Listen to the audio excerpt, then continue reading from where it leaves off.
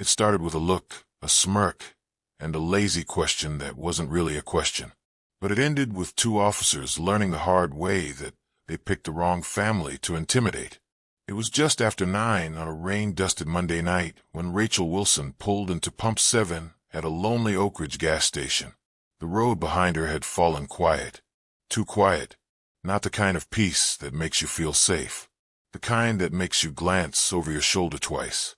Rachel, a black nurse still in damp navy scrubs, eased herself out of the car with a low groan. 12 hours on her feet in Oak Ridge generals are, and the fatigue clung to her like the rain on the windshield. Her hospital badge swung gently from her chest, catching the weak yellow glow of the flickering lot lights. In the back seat, her 10-year-old son, Tyler, was hunched over a tablet, hoodie up, medical mask covering half his face. Not because of fear, but asthma. The cold air always made it worse. His inhaler sat on the seat beside him like a lifeline. Rachel leaned in through the crack in the door. "I'm grabbing water. 2 minutes. You good, baby?" Tyler gave a nod and a thumbs up. "I'm doing vocab." Locked it. She smiled and headed toward the pump. But barely 30 feet away, inside a running cruiser near the air machine, 2 white officers were already watching. Officer Brian Thompson, mid-40s, red-faced, solid build, and Officer Kevin Walsh, younger, edgy, buzz-cut, hands twitchy like he was itching to stir something. Walsh sipped from a paper cup, eyes narrowed. "Look at that," he muttered.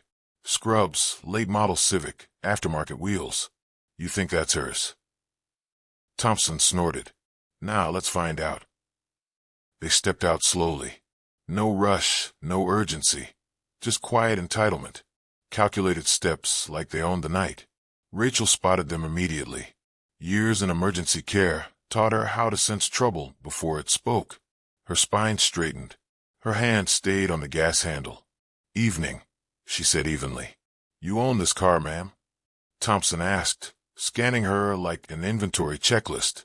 Her hands, her shoes, her badge. Never her face. "Yes, sir. Bought last month. Registration's current," she replied, offering her license. Her voice was calm but firm. Respectful, not submissive. Walsh circled the back of her car like a shark. "We got a call. Car like this. Just following up." She handed over the documents. Of course. Neither man glanced at the papers. Thompson held them lazily, eyes still locked on her. "You work at Oak Ridge General?" "Yes, I'm a nurse." "Funny," he said, tilting his head. "Don't really look like someone who owns a car like this." If you are enjoying this story, kindly do us a favor and subscribe to our channel. It is free and won't cost anything, but it means a lot to us.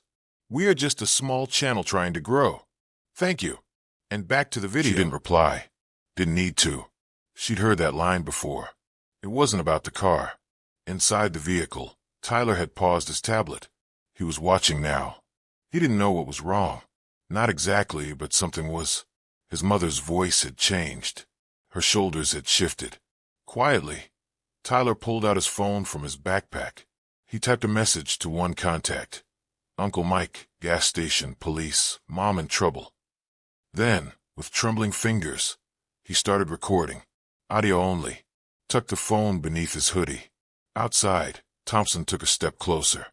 Close enough for Rachel to smell the sour coffee on his breath. "You got anything in the car we need to know about?" "My son," she said. "He's 10. He's in the back, that's all." Walsh leaned toward the window, squinting inside. 10, huh? Looks older. That him back there," he said loud enough to be heard. "Yes. Please don't startle him." Rachel's eyes flicked to the store. That's when her stomach dropped. A handwritten sign on the door. "Security cameras down for maintenance." She inhaled sharply. No cameras, no witnesses.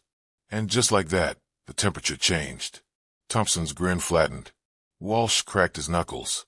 There was no pretending anymore. The air was heavy, not just with moisture, but with tension. Rachel didn't move, didn't blink. Her hands stayed visible, her posture calm, but her eyes were tracking every detail. She'd worked enough nights in trauma to recognize when control was slipping. "I'd like my ID back now," she said, voice steady. Thompson didn't budge. He stared at her like she'd just challenged his authority. Then, with calculated disrespect, he tossed her license toward her chest. It fluttered down, hitting her shoulder, landing in a shallow puddle near her shoe. "You getting smart with me, nurse lady?" he asked. Rachel bent to retrieve it slowly, knees stiff from fatigue, and now adrenaline. "I'm cooperating. You stopped me without cause.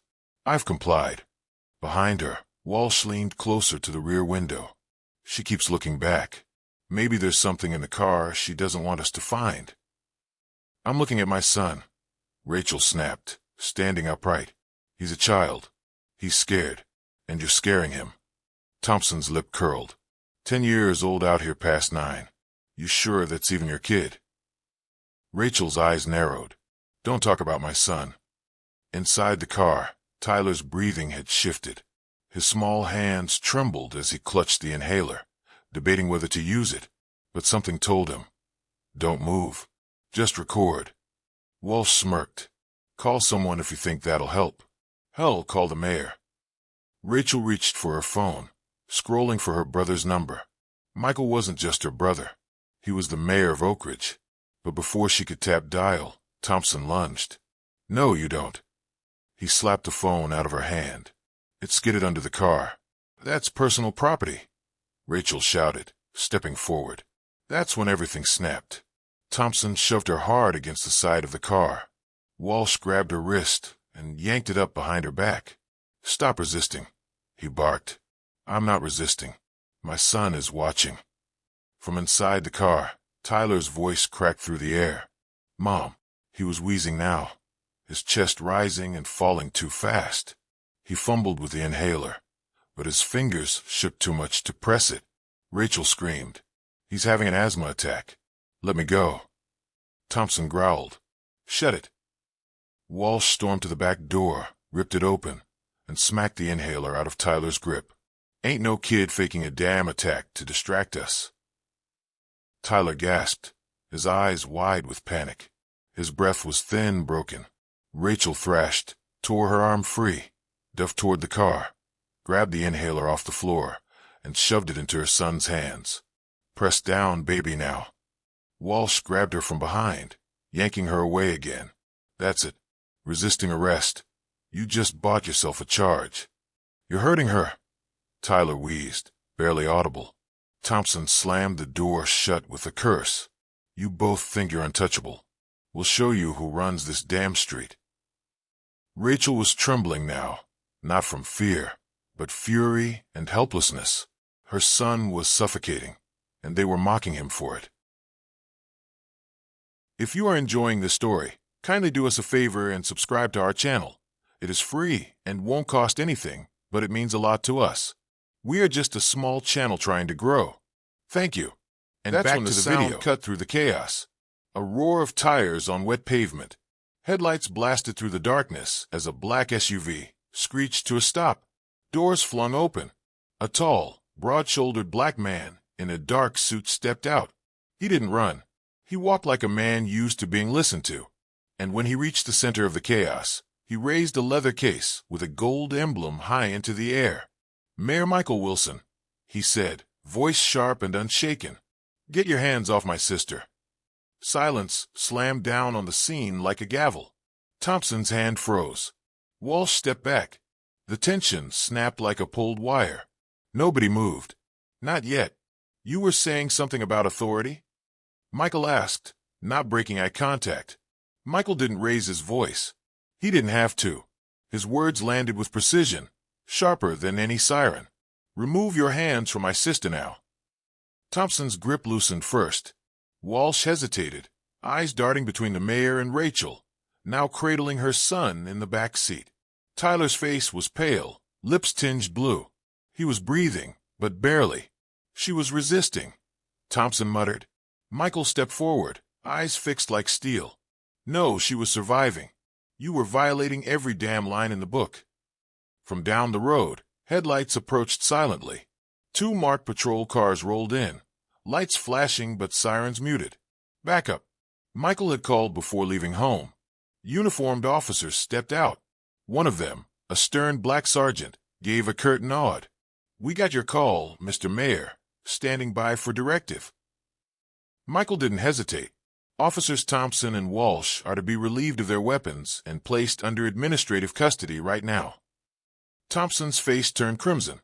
"You can't be serious. You're just going to take his word for it? He's family." The sergeant's voice was firm. "He's also the elected mayor and federal official. You're not above protocol." Two officers approached. Thompson growled, unbuckling his belt and slamming it onto the hood. "This is insane. She should have just kept her mouth shut." Michael didn't flinch. "You just sealed your suspension. Keep talking and you'll walk into a felony." Walsh tried to protest, but his words got lost as paramedics arrived. A red and white ambulance pulled in fast. The back doors flew open and two EMTs rushed toward Rachel and Tyler. A woman in a maroon jacket knelt beside the boy. "Breathing shallow, BP is dropping. Let's move." "I need to go with him," Rachel whispered, barely holding it together. "You're going," Michael said gently. "I'm riding with you." As the EMTs lifted Tyler onto a stretcher, the boy's hand reached out blindly until it found Rachel's. She squeezed it hard as they guided him into the ambulance. His breaths were steadier now, but he was still trembling. Before the doors closed, Michael leaned in close. He brushed Tyler's hair from his forehead. "You did good, champ. You saved your mom tonight." Rachel turned to him, her voice shaking. "How did you know to come?" Michael held up his phone. "Tyler texted me, and he recorded everything." Her eyes widened. "There were no cameras, but there was a microphone," he said, "and it caught all of it." The ambulance doors shut with a thud. The red lights began to spin. Inside, Rachel sat beside her son, clutching his hand while EMTs adjusted oxygen flow. She looked out the back window one last time through the mist, through the blur. She saw Thompson being cuffed, Walsh sitting on the curb, eyes blank, Michael standing in the rain, arms folded, unmoving. The gas station wasn't quiet anymore. The silence had shattered, and the fight was just beginning. The conference room at Oak Ridge City Hall felt colder than usual. Its sleek wood table, fluorescent lights, and silence made the space feel more like an operating room than a meeting chamber. Not a place for comfort, only decisions. Rachel sat stiffly, shoulder wrapped in gauze, sweatshirt collar stretched wide around the bandage. Her jaw was tight. No tears now. That had passed in the ambulance. Her son Tyler sat beside her, a blanket draped over his legs, hospital juice cup balanced between small hands. He hadn't said much since the paramedics loaded him in, but he watched everything. The adults, the room, the tablet in his uncle's hand. He was 10, but after that night, something in him had grown up. Across from them, Michael stood in silence, gripping a black tablet. The screen glowed faintly. A paused video.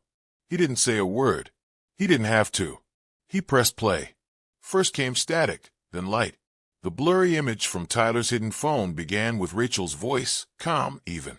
Then the slap of her license on the ground, the officers' mocking voices, Rachel's plea for her son. Then came the gasps, the insults, the sound of Tyler wheezing.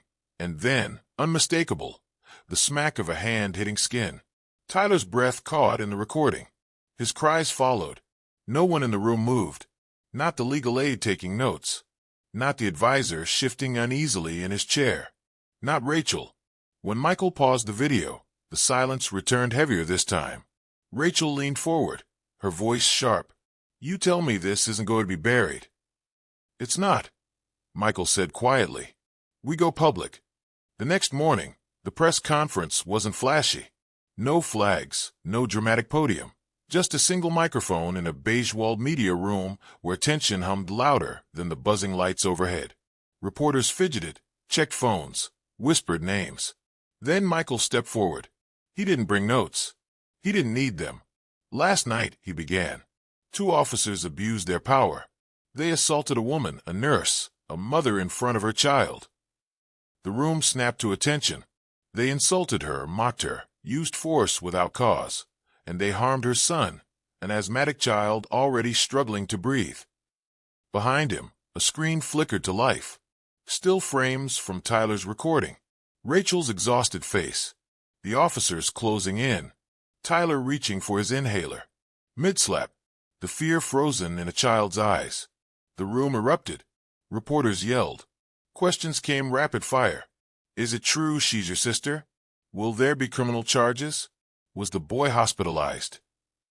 Michael raised one hand. This isn't about family. It's about accountability. The city no longer protects those who abuse a badge. Not anymore. Across town in a precinct now under internal review, Thompson and Walsh sat cuffed to a steel bench in an interview room. The fluorescent lighting wasn't kind. It exposed every crease in their anger. This is ridiculous, Walsh spat. They're throwing us under the damn bus because some kid had a phone. You let him record, Thompson hissed. They don't care about the truth. They just want a show. But outside those walls, no one was listening to excuses anymore. By afternoon, the footage had gone viral. Headlines blared across networks and phones. Nurse assaulted at gas station.